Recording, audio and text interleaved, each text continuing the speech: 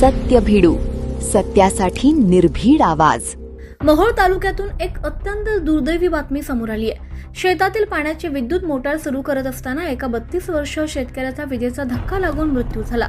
या घटनेमुळे वडवळ परिसरात हळहळ व्यक्त होते.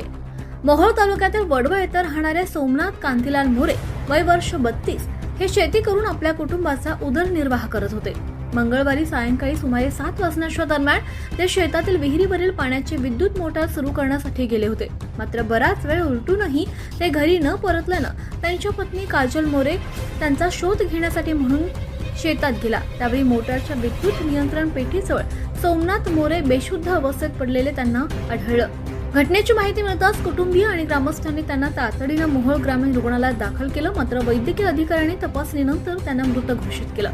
प्राथमिक माहितीनुसार विद्युत मोटार सुरू करताना विजेचा धक्का लागल्यानं हा मृत्यू झाल्याचा अंदाज व्यक्त करण्यात येतोय. या प्रकरणी मृताचे भाऊ रवींद्र कांतीलाल मोरे यांनी मोहोळ पोलीस ठाण्यात फिर्याद दिली असून पोलिसांकडून पुढील तपास सुरू आहे. ब्युरो रिपोर्ट, सत्य भिडू, मोहोळ, सोलापूर.